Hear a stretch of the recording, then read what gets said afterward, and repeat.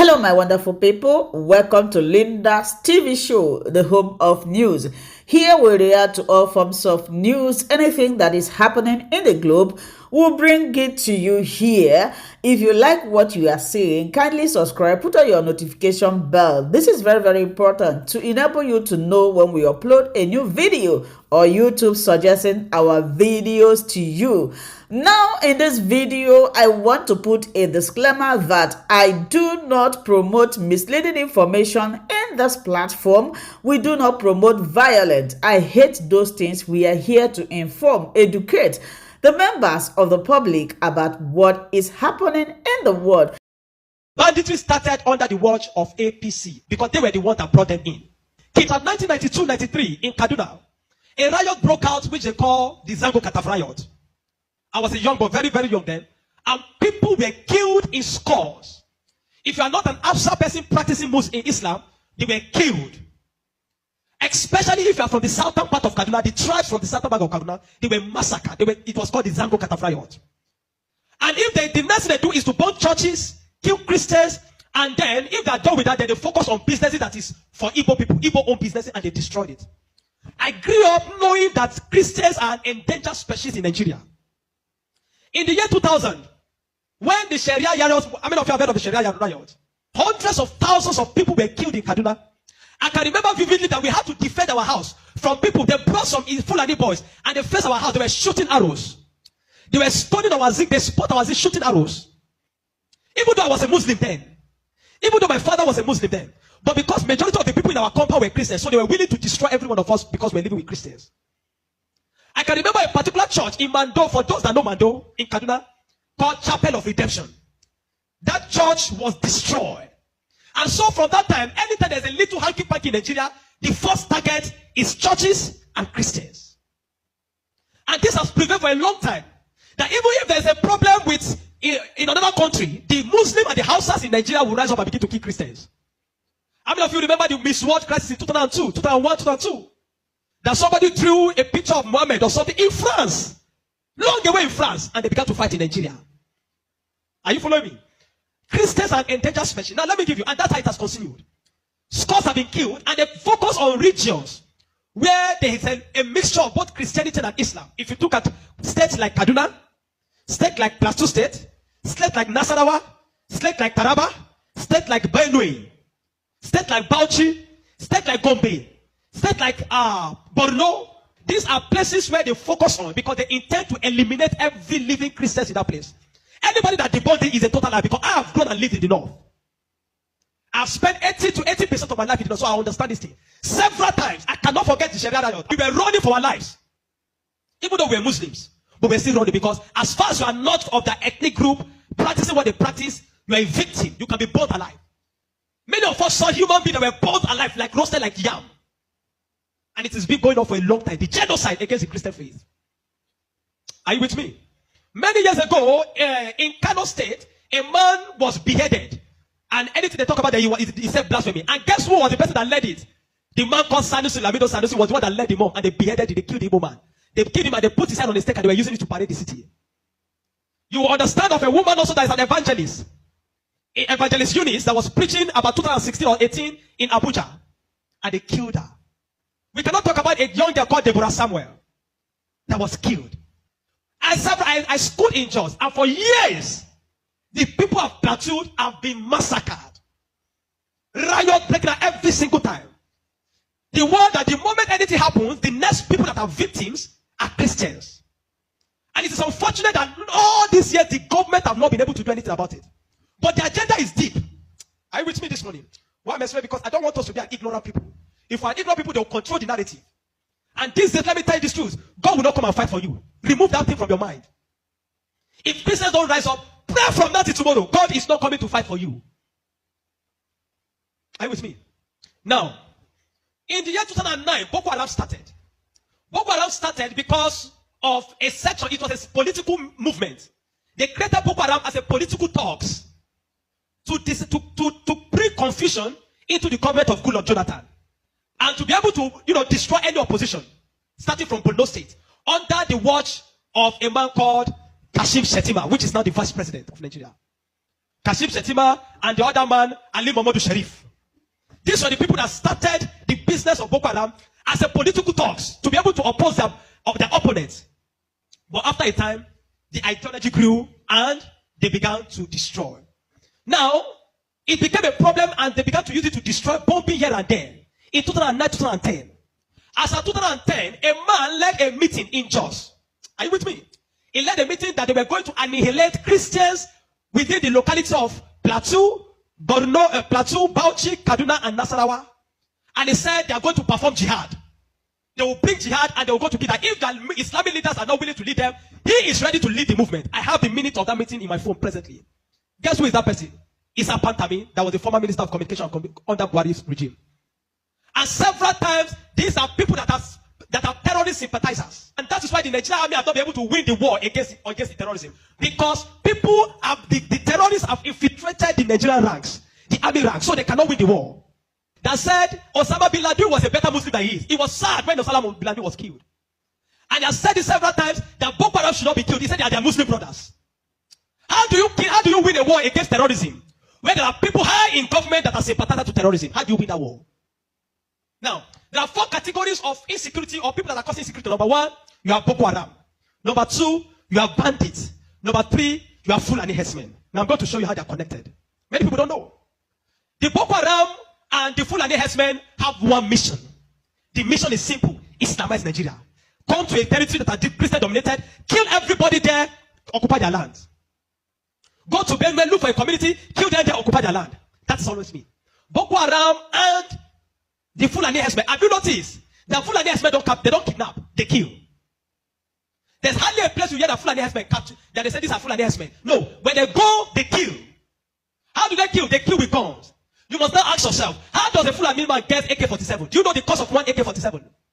One AK-47 is over $1,000 something. Where will a Fulani man be able to obtain to be able to get one AK-47? Are you with me? And now, so you will know that there are people that are sponsoring this movement. Then the Boko Haram and the Fulani, they go about Christian-dominated areas. You will understand that when this terrorism started in Nigeria, that only people that were killed were Christian churches. You will not hear that they kill anyone. It is Christians and churches. I remember in Kaduna then that churches began to look for security men to guide their churches in every service day. Otherwise, you can be in church and then the next is boom, everybody dies. And churches that don't have money to hire soldiers began to use some of their members. I was a member of the security team in my church in Deeper Life in Kaduna in 2010. Because we don't stay in the church. Once I come to the church in the morning, we stay outside, moving around patrolling, because anybody can come and drop anything. So when Boko Haram started, the majority of Muslims, the Hausa, Northern Muslims, the Hausa, they were happy. I know of people that were celebrating it. If you see them crying today, I'll tell you why. At the initial beginning of this thing, they were happy celebrating the killings of Christians. They said they are purging Nigeria of army. It was majorly on Christians and Christian-dominated areas.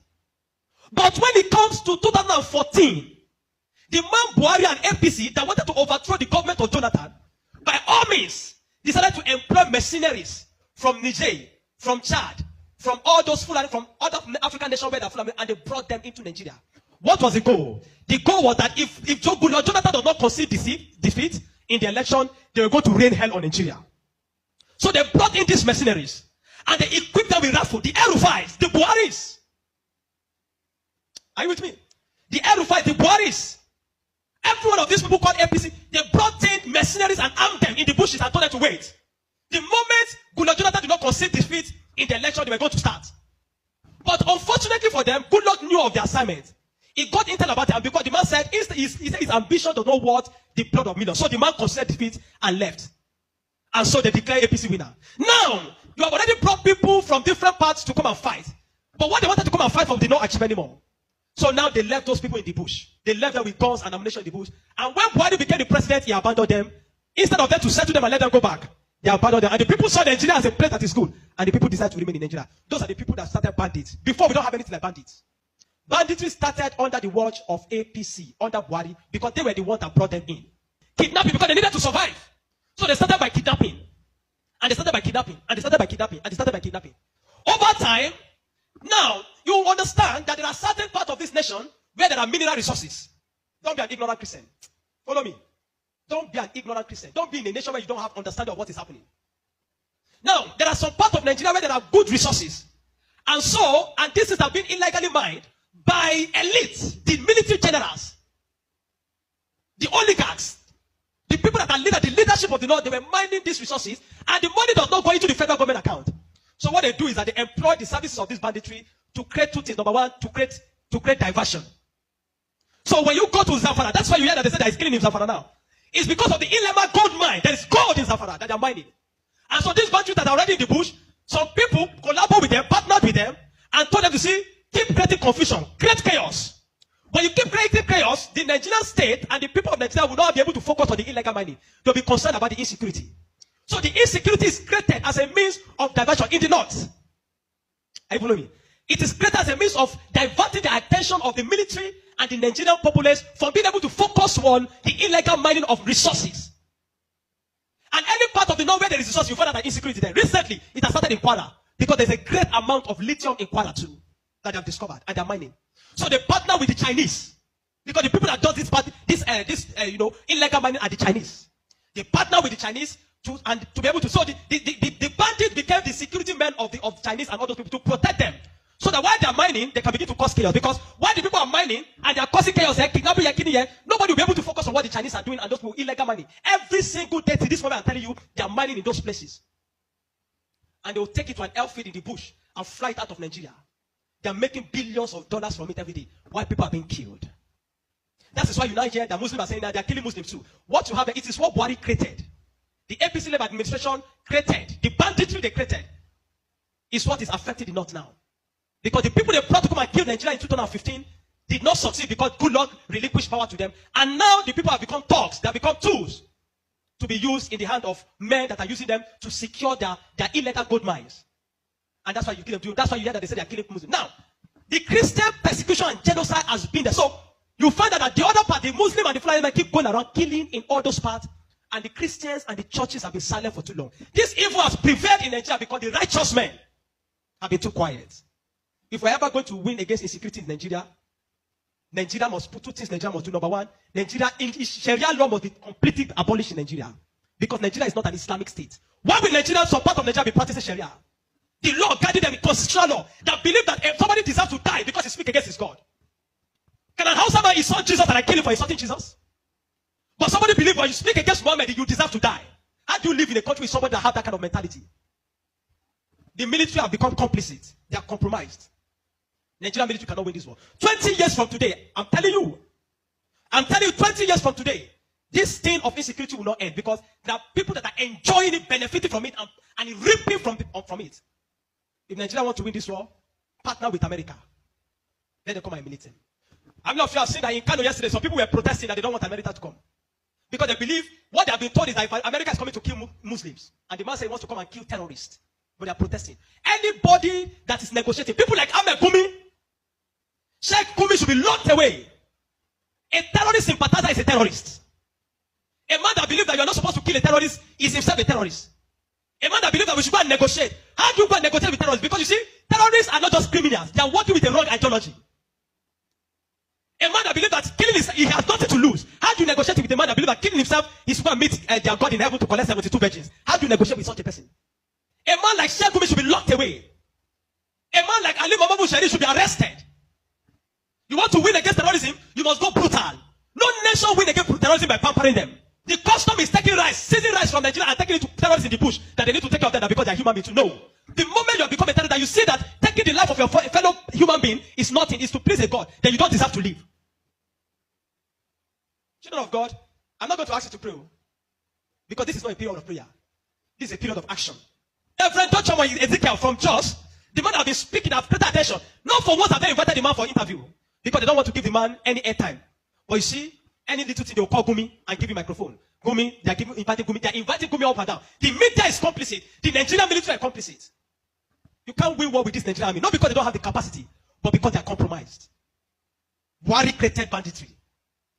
The people like Gumi and the rest of them, they are the people that facilitated the idea of Boko Haram. And today, some of them are your leaders in government. Some of them, most of them are moving free. Not one have been arrested. Kabiru Sokoto that bombed Nyanyan in 2011. When they rearrested him, guess where they caught him? In the house of Shetima in Abuja. What is he doing in the house of Shetima if Shetima doesn't know him? But today, Shetima is your vice president. How do you win a war where terrorists are ruling you? Where terrorist sympathizers are moving around? This is not a period to say we are praying. No! This is a period of wisdom. This is a period of action. Churches in the south have no idea. They sit in their cousin churches with AC blowing them. They don't know what it means to be in the north. They don't know what it means to be running for your life. That every Sunday in the church there in Kaduna, when they say let us pray, everyone is praying with one eye open. Because you don't know, bomb might go up at any time in the church. The Nigerian church must rise up. There's an agenda. And if you read the minutes of that meeting in 2010 led by Isa Patami, you will not believe it. I have a recording of his messages. Where's our people? Where he said, why will they be killing their people? He said, why will they be killing his Muslim brothers? Referring to Boko Haram as their Muslim brothers. How do you win with such a people in government? And that guy was a minister under Buhari for 8 years. Do you know what I'm telling you this morning? You are in Nigeria. If you are not aware of what is happening around you, in a short time, one day your calamity will just come. You will not know how. Are you with me? The banditry that is destroying them in the north was created by the people Buhari brought for mercenaries to destroy Nigeria in 2015 in case he did not win. Unfortunately, he won, and those people were left without fight. And they began to use the weapons that have been provided for. These guys have sophisticated their weapon. They move logistic, move money in dollars. Where do you think they're getting it from? You think it's from the sale of cow? No. Since this debate started, I think this is a valid point from President Tinubu, that we need to fight insecurity. But I don't want him just to end at the point of rhetoric. I want him to match it with action. By now, there should be a battle plan drawn up by the Nigerian government as regards what will action be. A renewed action. Now, barely 1 week after President Donald Trump directed the U.S. military to prepare for possible action over claims of Christian genocide, the U.S. military has submitted contingency plans for potential strikes on Nigeria. The New York Times reports that the U.S. Africa Command has drawn up and sent its options to the Department of War this week upon the request of Secretary Pete Hegseth. Arise News Chief of Correspondence Ferdinand Duroha reports has more. The military intervention plan is drawn up by the U.S. Africa Command, also known as AFRICOM, a military unit Donald Trump had earlier threatened to dismantle as part of a Pentagon downsizing effort. It includes 3 options: heavy, medium, and light. The New York Times quotes the heavy option presented by the command as the most forceful military response that the U.S. could take against Nigeria. It involves sending an aircraft carrier group to the Gulf of Guinea, off the Nigerian coast, and using fighter jets or long-range bombers to strike targets deep inside northern Nigeria. For the medium option, the command suggests using drone strikes against identified military camps, bases, convoys, and vehicles. The New York Times says the light option would center on partner-enabled operations with the U.S. military and the State Department supporting Nigerian government forces to target and neutralize terrorists responsible for attacks on civilians. Although AFRICOM says the goal is to strike Islamist militants in northern Nigeria and protect Christians from armed violence, critics are skeptical about the objectives and implementation. While the plans were designed to allow for a controlled escalation, the asymmetrical nature of Nigeria's conflicts presents a major challenge as terrorist elements often live within citizens, making it difficult for the military to fully engage. The situation is also more complicated due to the issue of proximity. Presently, the United States does not have an airbase in any neighboring country to Nigeria, after exiting its bases in Agadez and Niamey, both in Niger Republic. This reduces their options to bases in Southern Europe and Djibouti. Ferdinand Duroha, Arise News. In other news, Chief of Air Staff Air Marshal Sunday Aneke has assured Nigerians that the Nigerian Air Force will prioritize the safety of civilians and prevent collateral damage during its ongoing operations to root out terrorists. Let me take this moment to assure Nigerians that the Nigerian Air Force will continue to work closely with sister services and other security agencies to root out terrorism, eliminate threats, and deny safe havens to all adversaries of our nation. Our joint efforts will remain relentless until peace and stability are restored in every corner of this great country.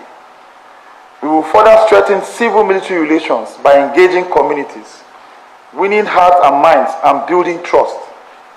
Our operations will be people-focused and respectful of the very citizens we are sworn to protect. Gentlemen, we have to take this as our priority. Protecting civilian lives and preventing collateral damage will remain a defining hallmark of our professionalism and operational discipline.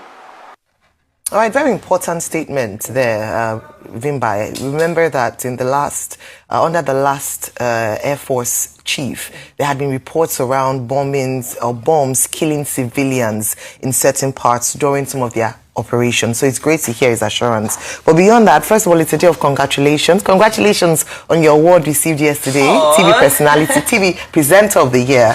Congratulations, Vimbai. And of course, still celebrating Dr. Abati, who turned 60 There are implications. today. There are implications. But absolutely. First, the big implications, the 60-year implications. Once we get those out of the way, then we move on. We can come with our own small implications. All right, well, there are implications of insecurity. As we see, we have been talking about it all through the week, and the story is not going anywhere as at yet. Yesterday, the president had his FEC meeting for the first time in 3 months, as Adeso Omoran reported, just as we saw a few minutes ago. Your take on all these stories this morning? All right, the big story is, of course, we've heard from the president for the first time making his comments with regards to all that has been going on with threats from Donald Trump and so forth. And he made another commitment yet again to squash out terrorists and terrorism and insecurity in Nigeria. And of course, we know this is not the first time. I went all the way back to November of 2022 during the campaigns when he said that one of the key things on his agenda would be to squash out insecurity. And he said this, I quote him directly, "We shall continue the fight against insecurity by redefining our counterinsurgency doctrine and practice. Our response to terror, kidnapping, and violent criminality will be defined by the following elements." He said we shall enlist more people in the armed forces, security services, and the police. Our forces will be given better tactical communications, mobility, as well as improved aerial and ground surveillance capacity. Through these and other measures, we shall better identify, monitor, track, and defeat these evil groups where they are. They shall have no respite until they surrender or are utterly defeated. November 2022. Have we seen an increase in the armed forces, security services, and the police? Not yet. To give credit to this administration, we've seen the introduction of forest guards and so forth, but that campaign promise is yet to be fulfilled. Better tactical communications, mobility, and so forth. I think we can argue that the DSS has been playing a stronger role in providing intelligence. We're seeing a lot more action based off of intelligence. But beyond that, are we seeing any greater tactical, strategic surveillance and movement from our armed forces? Not yet. So we hope that, given that we're currently engaged in a diplomatic imbroglio with the United States, that the political will now exist to make these changes that need to be made so that there can be some sort of headway made in this fight against insecurity. When you look at those options available, and now I connect it with the NAF strike and that commitment to say that there will be more accuracy with airstrikes. If the United States or any country whatsoever is to choose the route of airstrikes in Nigeria, I've spoken about this before and I reiterate that bombs don't discriminate, especially with the strategy that we currently see of asymmetric warfare. Why do I say this?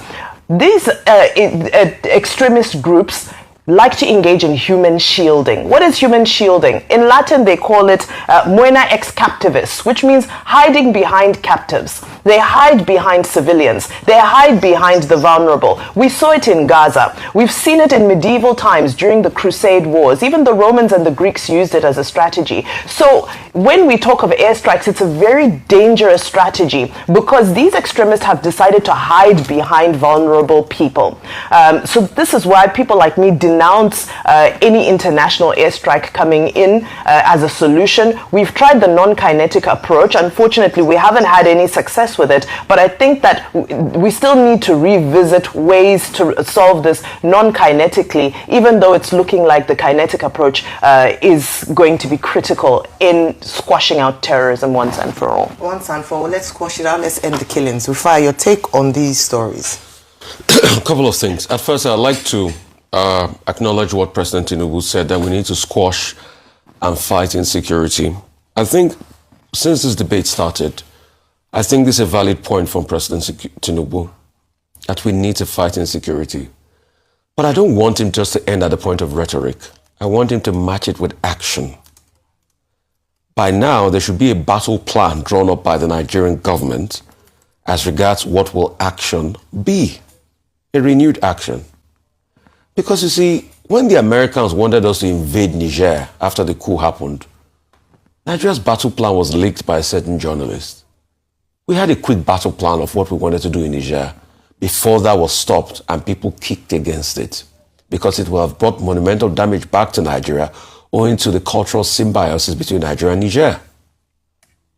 So by now we should have a battle plan based on intelligence of what we want to do.